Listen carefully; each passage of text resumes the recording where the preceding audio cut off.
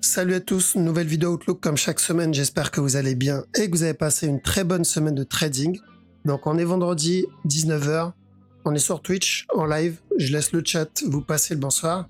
Donc comme tous les vendredis, première partie bien sûr on va faire le Forex.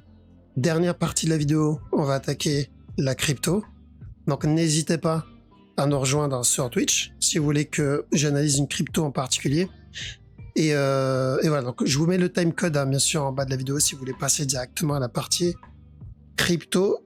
On lance le petit warning et let's go.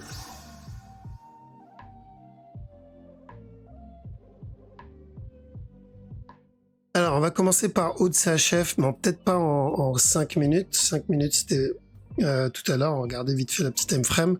Donc haut de CHF, on cherche un B. Je crois qu'on l'avait déjà annoncé dans la dernière vidéo. Mais c'est toujours pareil. Donc ça, pour moi, c'est un A. On cherche un B et ensuite une continuation vers le bas. Au minimum, pour une grosse structure corrective, 4 heures. D'accord. Donc je pense qu'on est en train d'entamer une structure corrective 4 heures. Donc si vous voyez un flag là-dedans et que vous tentez le buy, BE à chaque nœud plus haut. D'accord. Parce qu'à chaque nœud plus haut, on risque le sell derrière. Au GPY, donc la majorité des hauts, ça va être la même chose. Hein. On attend le B et ensuite encore un drop derrière. Okay. Il y a eu un petit setup ici, je sais qu'il y en a apparemment dans le groupe qui ont réussi à en profiter, mais n'oubliez pas que vous êtes en train de trade un B. Au USD, alors au USD on est clairement en train de corriger là-dedans. Ici il est en train de donner un petit flat, donc attention à la cassure de ce bas. Ça peut devenir une structure corrective beaucoup plus grande, c'est-à-dire tout ça un B, encore un up et ensuite un drop, encore avant la continuation. Donc ne soyez pas étonnés de voir ça, c'est du Forex, donc ça arrive. Mais pour le moment, il est en train de corriger pour au moins revenir péter ce bas. 4 CHF. Alors 4 CHF, même chose. Alors faites gaffe, juste un potentiel running. Donc même s'il drop ici, faites attention, on peut avoir ça et encore de la vente. Encore running flat. Mais on est en train de corriger et je tenterai chaque sell setup parce que ce bas-là, il est cassé et on est en train de corriger tout le up qu'il a fait. D'accord? Donc plutôt de la vente. CHF JPY, pareil. Donc, alors attention ici, en 1 heure, voire en 15 minutes, c'est de l'achat. Mais tant que ce top n'est pas cassé, on peut avoir encore un drop avant le DAX. Alors le DAX, GAFO running, ici, là. Car parce qu'on devait trouver une explication à ce move. Maintenant, vu l'agressivité du drop qu'il a donné, donc attention à ça. Tant que ce bas n'est pas cassé, on risque encore un push. D'accord. Si flag ou si range dans cette zone, on oubliera le running. Mais pour le moment, on garde le running en tête. DXY, ça se passe très bien, un peu trop bien d'ailleurs. Donc on a dit ici de chercher de l'achat jusqu'au top, on l'a eu. On a dit de chercher de la vente jusqu'au bas, au plus bas, on l'a eu. Et ensuite ici, on a dit de chercher de l'achat jusqu'au top là. Pour le moment, ça se passe plutôt bien. Donc ceux qui ont pris de l'achat ici, commencez à mettre vos BE. S'ils corrigent, un peu comme on a eu ici, on continuera à chercher de l'achat. Euroode. Alors Euroode, buy aussi pour un running. Donc on cherche le A, le B, le C et ensuite encore de la vente. D'accord. On est en train de chercher. Donc le buy c'est uniquement pour un C d'un running flat. Donc une fois le C terminé, sell. Ça peut être plus complexe, c'est-à-dire on peut avoir ça, ça et le running plus tard, mais ça ne changera pas le running. EuroJPY, on cherche des buy setup sur ce move. Là, j'ai l'impression qu'il est en train de flag. Donc, pourquoi pas jusqu'à la cassure du top. EuroNZD, même chose, mais pour un régular. Pour le moment, on cherche de l'achat jusqu'à ce top. Il peut même venir casser le top s'il décide de valider le régular flag. Donc, plutôt de l'achat sur EuroNZD. EuroUSD, alors je vois plutôt de la vente ici. Donc, on avait dit de chercher de l'achat ici, jusqu'au top. Parfait. Et à la cassure du top, on a dit de faire attention à la vente jusqu'à ce bas-là. Donc, pour un régular flat, ce A, ce B, ce C. Donc, si vous avez des sell setup là-dedans, on peut tenter jusqu'à ce bas-là. GBP Aude. Alors, GBP Aude, j'ai l'impression qu'on est en train de corriger. Donc, tant que ce bas n'est pas cassé, oui, on risque encore un push. Mais faites attention, je pense que c'est juste une correction pour encore de la vente. Pareil qui me donne vraiment un gros mouvement agressif vers le haut pour que je change d'avis, mais pour le moment non.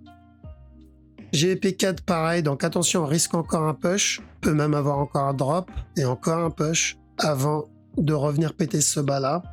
Moi je dis ça parce que ce mouvement est correctif, on peut avoir un ABC, suite un drop pour valider un running, suite un up pour valider un régular, et tout ça, s'il fait ça, il me validera une continuation vers le bas. Donc pour le moment, plutôt correctif pour de la vente.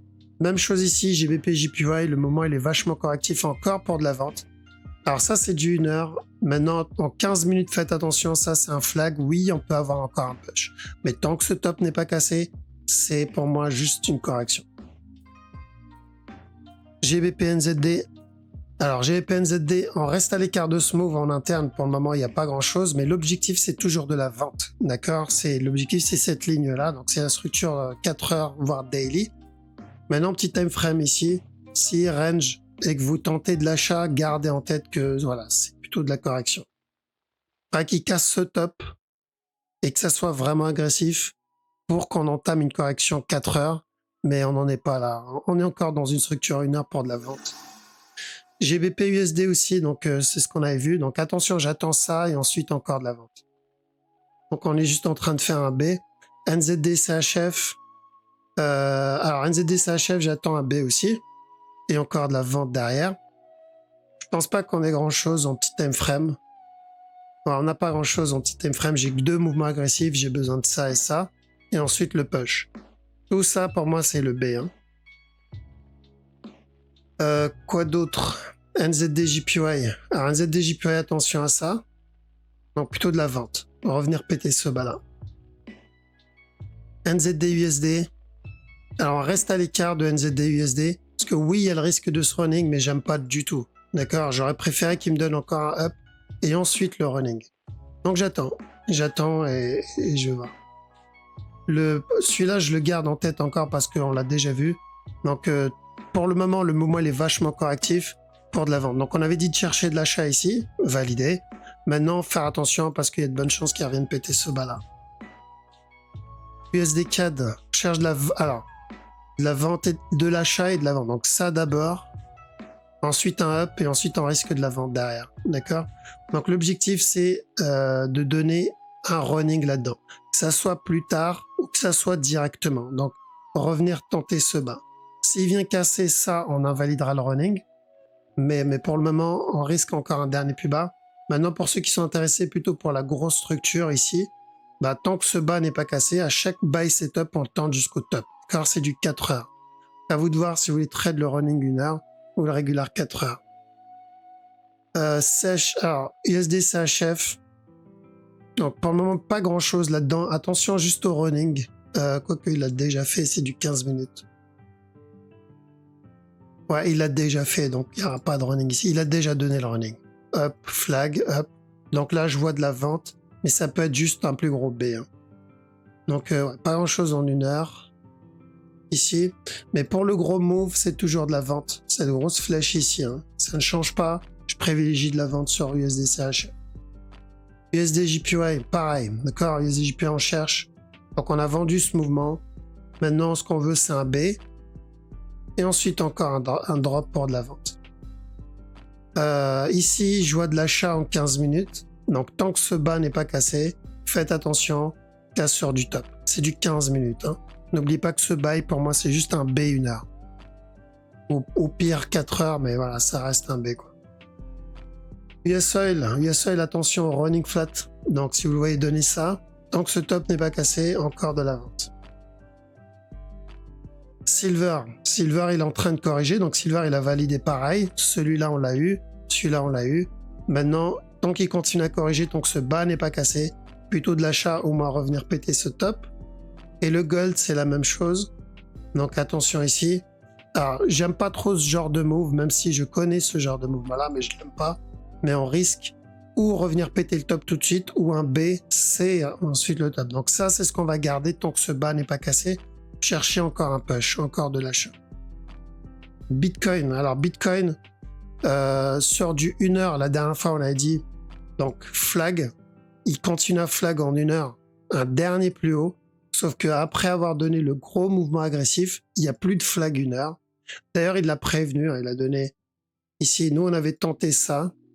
ce up, s'est fait sortir en break-even. Ça, c'était de la vente, d'accord? On s'attendait juste à venir casser le bas, mais bon, c'est toujours un petit trade rapide. Ensuite, je sais, il y en a qui ont pris ce flag et celui-là. On commence à prendre des BE, des TP dans cette zone, d'accord? Pour ceux qui sont dedans. Parce que c'est que de l'interne, d'accord? C'est du 5, 15, voire 5 minutes. Ok, donc c'est vraiment de l'interne, ça se manage en 15-5 minutes. Maintenant, en 1 heure, ceux qui n'ont pas pris ce mouvement-là, vous devez faire attention. Parce que c'est où il revient péter le top tout de suite, ou sinon on aura un B et un C d'abord. Je préférerais ça. Vous vous rappelez la dernière fois, je vous ai dit, s'il monte maintenant, c'est plus risqué. Pourquoi? Parce que on va devoir se taper une correction derrière. Donc je préférais qu'il corrige dans cette zone. Plus il corrige dans cette zone, et mieux c'est pour la structure daily. Donc plus il corrige là-dedans, et mieux c'est pour le up. D'accord? Donc le fait qu'il ait donné un mouvement agressif dans l'autre sens, c'est bien, c'est une bonne chose, parce que ça peut être le départ de cette fameuse correction. Parce que sans ça, on aurait gardé en tête ça là, rappelez-vous. D'accord? Donc toujours possible ça, mais pour le moment, ce que je surveille, c'est ce qu'il va me faire là-dedans. Et l'idéal, ce serait vraiment qu'il revienne péter ce bas et nous donne un flat, d'accord? Qu'il nous donne un flat là-dedans. C'est ce qu'on veut. Donc pour tous ceux qui veulent voir le Bitcoin monter, vous devez voir ça. Vous devez voir une correction. Vous devez voir ça. Alors vous devez voir ça. Mais là-dedans. Donc plus il traîne là-dedans et mieux c'est. Et pour les autres, ceux qui ont pris les mouvements en 15 minutes, donc comme moi, donc ceux qui sont rentrés là-dedans ou là-dedans, il est temps de prendre un peu de profit parce que c'est un trade 15 minutes. Alors, c'est pas un trade 4 heures, c'est un trade 15 minutes. Et il continue à range là-dedans, mieux et mieux c'est. Pour encore un push. Alors, je pense pas qu'il va range ici, mais voilà, je ne décide pas. Ce que je pense, ce que je pense n'a pas vraiment d'importance. On se base sur la structure. Ok, parce que j'ai l'impression qu'il répète, qu'il a répété un peu ce qu'il a fait en 1 heure. Espérons-le. On va voir ce qu'il fait là-dedans. Ça va peut-être être en 4 heures plutôt. Non, en 4 heures. Ça va peut-être être un indice de ce qu'il nous a fait dans la structure ici, là. Alors, donc un gros drop, mouvement agressif, suivi d'un autre mouvement agressif. Alors, donc ce qu'il va nous faire en 5 minutes nous donnera peut-être une idée de ce qu'il va faire en 4 heures. D'accord? Donc l'analyse ne change pas, je ne vois pas de retournement pour le moment. À quel moment je me dirais, ouais, ok, bon, ça y est, c'est le retournement. J'ai besoin de ça, j'ai besoin d'un flag et j'ai pas ça. J'ai juste 2 mouvements agressifs. En gros, ce qu'il m'a donné là, c'est à peu près ce qu'il a donné là aussi. Donc voilà, ça veut rien dire. Un mouvement agressif dans une direction ne veut absolument rien dire. Et je répète, ceux qui ont pris ce buy là, ce buy setup ou ce buy setup, on prend des profits dans cette zone. Ça, c'est une zone de danger ici pour moi là. D'accord? Et parce qu'on me l'a déjà demandé, donc la direction daily ne change pas pour moi, rappelez-vous. Ok? Dans cette zone, on avait dit drop et ensuite up. Vous pouvez pas savoir quel type de drop. Donc ça y est, cette partie-là, on l'a fait. Le running est toujours possible, mais cette direction ne change pas. Que ça soit maintenant ou que ça soit d'abord un flat, revenir tenter ce bas et ensuite me le donner. Peu importe. Donc ceux qui sont intéressés plutôt par la structure daily, qui ne sont pas vraiment intéressés par ce qu'il fait en 1 heure, dans ce cas-là, focus sur juste cette flèche. Tant que ce bas n'est pas cassé, on privilégie de l'achat. C'est tout. D'accord? Ceux qui sont intéressés plutôt par la structure 1 heure, dans ce cas-là, il faut attendre un flag là-dedans, ou un flat plutôt. Et ceux qui sont intéressés par le 5 et 15 minutes, c'est le moment de prendre les profits. D'accord? C'est ça. Ethereum, c'est à peu près la même chose, mais Ethereum, il y a de bonnes chances qu'il revienne péter le top. Parce que le flat est pas trop mal en soi. Contrairement au Bitcoin où c'est plutôt agressif, là, le flat est pas trop mal.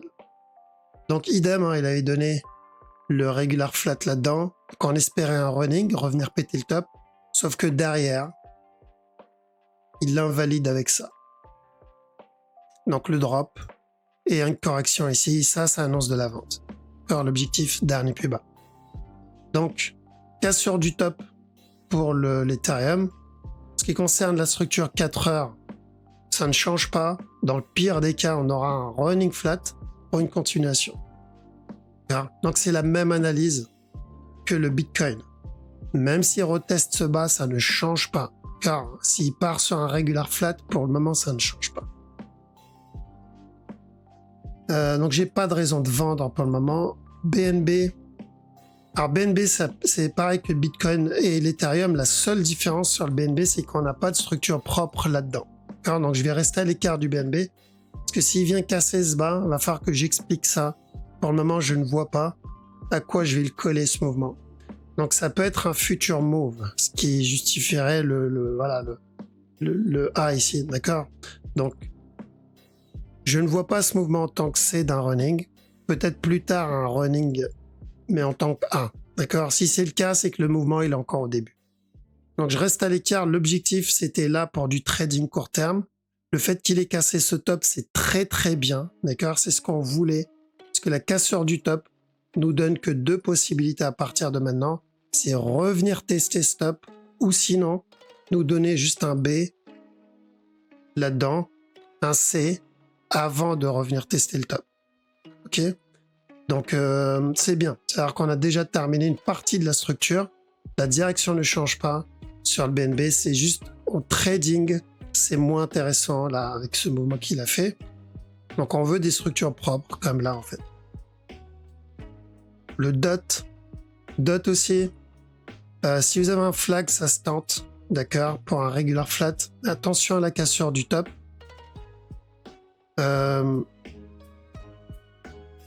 Toujours de l'achat. Toujours de l'achat. Je sais pas s'il a cassé le précédent haut. Ouais, il a cassé. Donc ça, c'est bien. Le fait qu'il ait cassé le top, ça, c'est propre. Donc à partir de maintenant, donc là je vois pas de vente encore sur le DOT.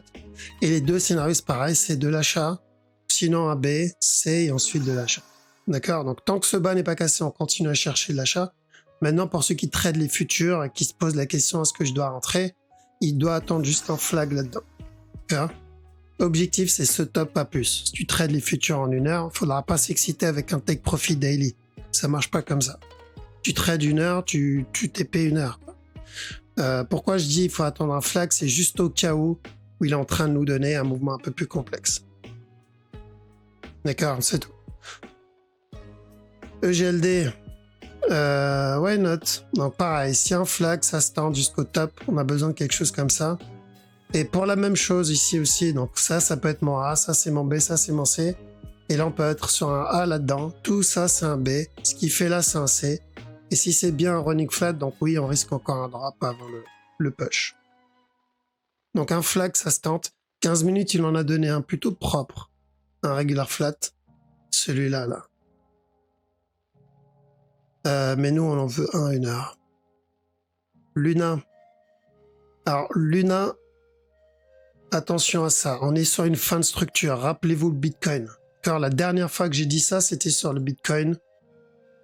C'était où? C'était daily. Non, c'était 4 heures d'abord.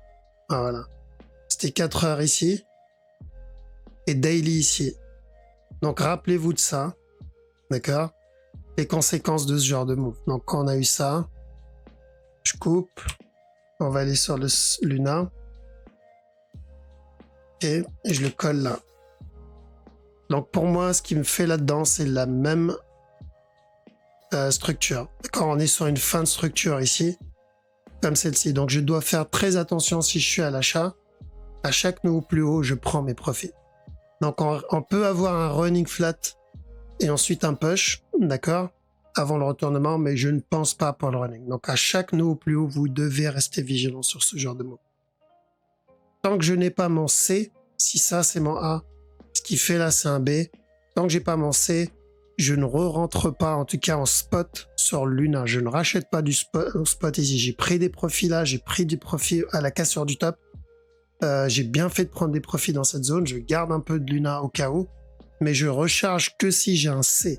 Car que si j'ai un C. C'est tout. Donc on a rechargé dans cette zone parce qu'il a donné un setup. mais c'est pas le bon moment de recharger, mais plutôt de prendre des profits. Ça, c'est un moment de prendre des profits. Pour ceux qui n'ont pas pu le faire, personnellement, je l'aurais fait. Le Paul, malgré ce mouvement-là, je vois quand même un B.